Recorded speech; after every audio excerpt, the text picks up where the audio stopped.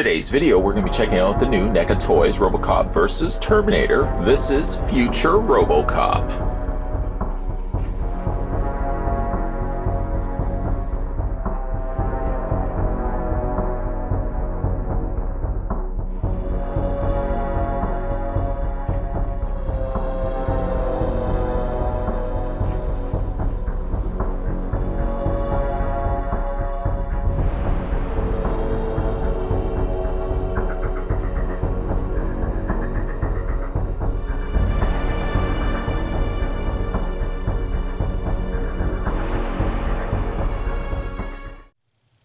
How tall exactly is Robocop? Let's go ahead and take the tape measure.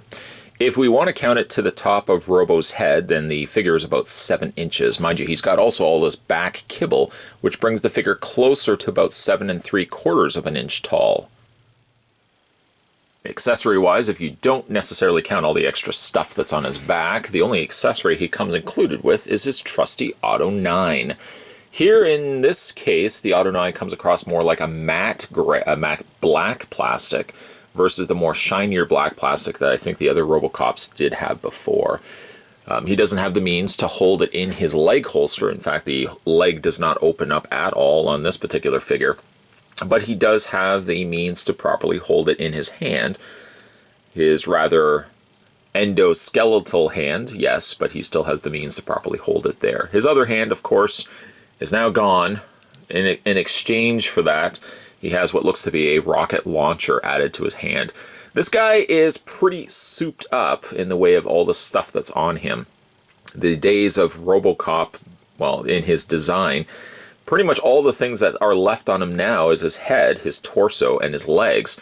His arms have been swapped out for a more endoskeleton design. And of course, he's got all this extra back kibble that the previous Robocop obviously didn't have. This is not something that OCP, I think, would have devised for Robocop's initial design elements or design choices. Let's take the Auto 9 out of his hand. So let's have a look at this figure. This figure just hit comic book stores not too long ago. Definitely was looking forward to picking this guy up for myself because, well, I'm a big fan of Robocop. So here we have Robocop, an amalgamation of two different robotic creatures, robotic characters, amalgamated into this one thing that you're seeing in front of him. He still stays relatively Robocop. I mean, his face looks like it's the same carryover from when NECA first released this guy many moons ago. It looks like the sculpt is exactly the same. He's a little on the paler side. His flesh tone is a little bit paler. His chin guard, one thing that was interesting is his chin guard is not black anymore. Instead, it's silver. And so even on this particular figure, it's not even quite silver either. It's almost like a bluish silver. The torso looks like it's still relatively the same. It's probably not too much that's been changed to it. They've retooled, of course, the legs to incorporate these little thruster pieces. From what I can gather, these are thruster pieces on the sides of his leg here.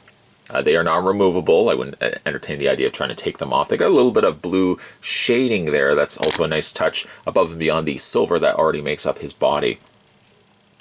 Of course, then he's got all this extra framework that's added to his upper torso. These pistons, very, very reminiscent of the endoskeletons Terminators, have been incorporated now into his top shoulder area.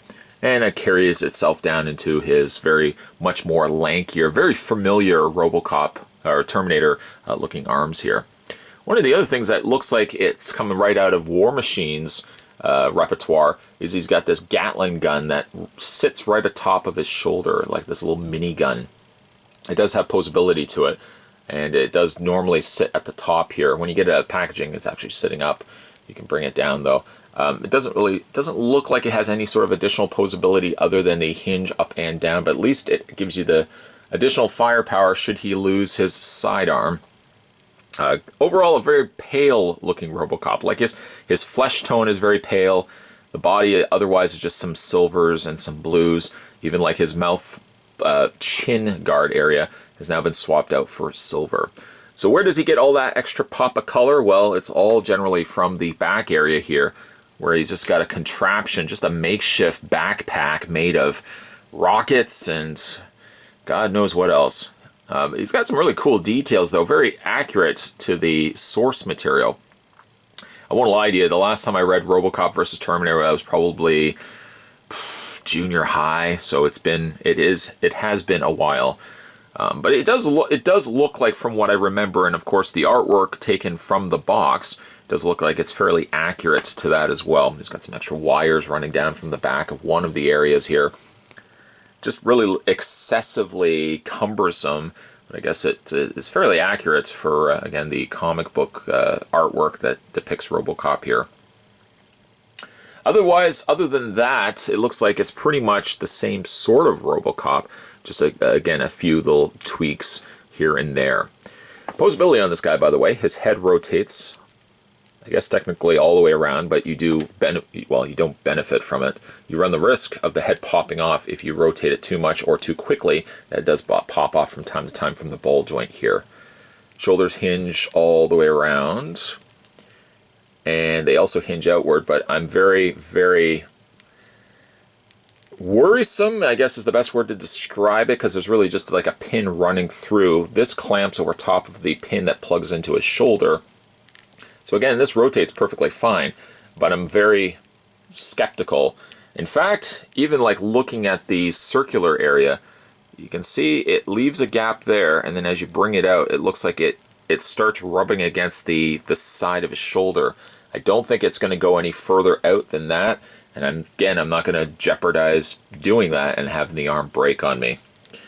The arm hinges back and forth. A nice little added touch is the incorporating of the pistons, both on the front and the back, have pistons as the arms move back and forth, not only on the rocket arm, but also on this arm as well. Same idea, you've got the pistons moving in and out. Oh, and in the process, it looks like one of my pistons has come out. Hold on one second.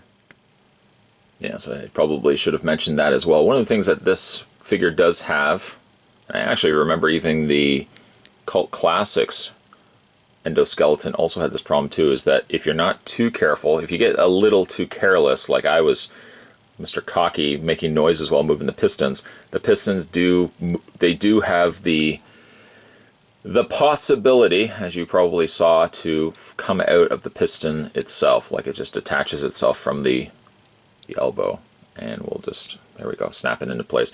Very, very little though attaching itself to the forearm, so don't get too rowdy. Don't get rowdy. That's gonna pop off. As we were rudely interrupted, the waist also swivels on Robocop. I don't think there is an upper torso ball joint. Not that from the looks of it, it looks like the way everything's kind of been molded, especially the fact that this has been added to the bottom section of his torso. I can't imagine then they would still have a ball joint there. Doesn't look like there is a ball joint. If there is, congratulations. I don't believe there is, but at any rate, the legs do move out, forward and back, and out. That's about as much as you're really going to get from it. He also has the hinge on the knee, and he has the pistons in the feet. I'm going to be a little bit more careful. I don't want to get too cocky with my piston moving, but the pistons do move in and out as well when you rotate or hinge the foot back and forth. Does he have an ankle pivot? Absolutely not. I guess it really wouldn't make much sense for him to have an ankle pivot, for the fact that, you know, it would obviously it would just ruin and defeat the purpose of having a piston altogether if you could then ankle pivot as well. From a design standpoint, Robocop here is a fun-looking figure. It's just got a whole lot extra stuff to him above and beyond the traditional Robocop outfit design that we already got from NECA a few years prior. He's got some really nice enhancements. Of course, with those enhancements, there can be a little bit more fragileness coming from, like, the pistons. As you probably saw over the course of this review, and I would hope so, if you're getting now looking at the last looks, my guess is you probably already watched the review, but over the course of the review, you saw that moving the arms, the pistons could pop out. So much like the regular exo-endoskeletons that we looked at from the Terminator many years ago as well, you got to be a little careful when you are moving those arms. If you move them too carelessly, too quickly, those pistons may pop out. And as you saw over the course of this review, or at a specific point in this review, that happened as well. I do really like the design elements of this guy. He's somewhat feels a little bit on a paler end of it. Of course, he doesn't have as much the pop of color that the regular Robocop has. And I guess really only thing changed on the regular Robocop to this guy is the fact that his chin guard now was black, is now silver. Maybe that's making for a figure that looks a little paler by comparison. The additional reds from the rockets and all the extra stuff that he's got in his backpack really makes this guy a fun, exciting piece to put on display. Robocop versus Terminator Future Robocop is currently available at comic book stores. If you guys are interested in picking this guy up and can't find a comic book store in your area, fear not. www.comicshoplocator is the website you can go to, put in your necessary details, and you can find a comic book shop in your area, and there's a good chance that they probably have this guy stocked currently. Today, though, we were having a look at the NECA toys. This was Robocop versus Terminator, and this was Future Robocop. Certainly more videos will be coming your way, guys. If you want to also check out some more NECA reviews, I've got a NECA playlist on this channel that you guys can check out and watch at your viewing pleasure. Thanks for watching. I'll see you guys next time.